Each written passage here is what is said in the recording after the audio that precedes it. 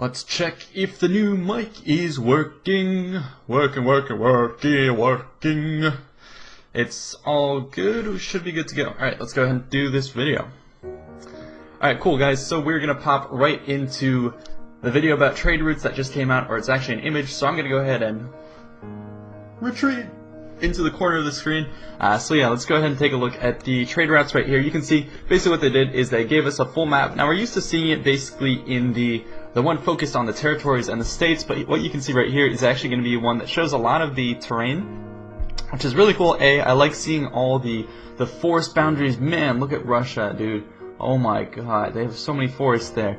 And then you can see, yeah, basically everything. But the main point of this is to look at the trade routes. So of course, the yellow ones are going to be the land routes, and the white ones are going to be the sea routes. And trade is going to be very important for basically promoting your empire. That's how you're going to get rich, especially as a maritime or a trade economy. You're going to want to be focused on this. So for example, Carthage is going to be very important, and also, you know, trading around just with different parts of the world, getting your different imports. If you want to win an economic victory, you're actually going to have to be able to import and export a lot of different trade resources. So make sure you're on top of that stuff, and make sure you're basically capturing and especially defending your specific trade areas and trade nodes. Now what's pretty cool right here is you know, we can see all of the Western Mediterranean. That's something we've seen before, but take a look at the southeast. This is a new area. We've never really been able to explore that far, especially if you look at the Gulf of Oman, the Persian Gulf, and all that stuff. Also, if you look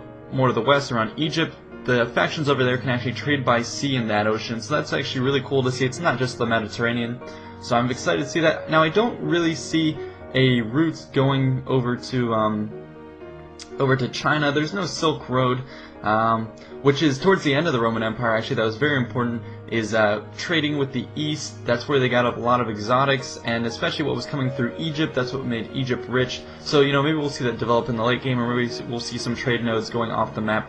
But anyways, this is pretty cool. I wanted to remind you of some of the other images as well. Let's go ahead and take a look at this one right here. Looking at one of the oceans, it says Piracy. So piracy is going to be an issue in the game. What it does is it decreases the wealth that you can trade, and so different regions will have different amounts of piracy. I'm not really sure what determines what the piracy rates are. Here in this image there's 15%. Now if we go to the next one, it's going to be minus 30%. So, you know, it'll vary. I'm guessing it has something to do with the unrest of your population, which would make sense.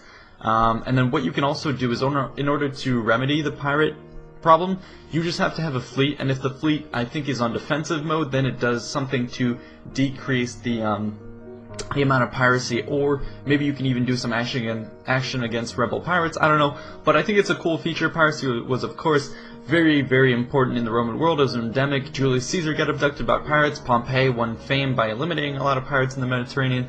So yeah. Now the next image is from a previous video I had done before, highlighting some of the stuff. So here you can see basically some of the trade routes in action, and I cut it out and basically pasted the two trade route information. So you can see here, this is basically at Carthage, and it's what they're trading just on a couple of the routes, and you can just see this is the total amount of imports and basically the value of them. So this is where you're going to get a lot of your money, and you can just see if you have extensive trade networks with a lot of different people, you'll be able to trade a lot of stuff and rake in the money.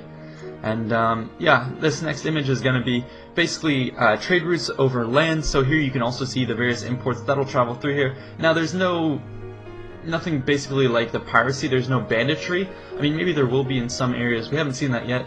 But trade routes, I think, can be disrupted if oh man, I'm not sure if an army campaigning can disrupt it, because I know if an army is in marauding mode, it'll kind of forage from the land, so maybe it'll take it from trade routes. I don't know, that would be a cool way to disrupt trade routes of your enemies, because I know before with the fleet you could attack a trade route and basically raid it, so maybe you can do the same on land.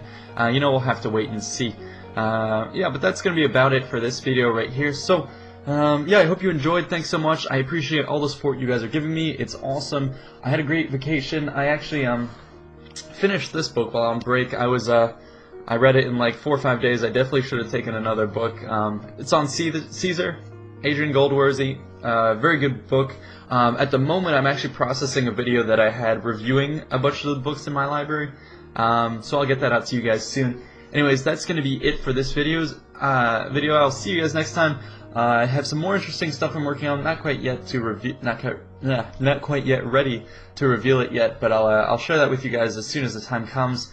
Anyway, stay tuned for more. See you guys next time.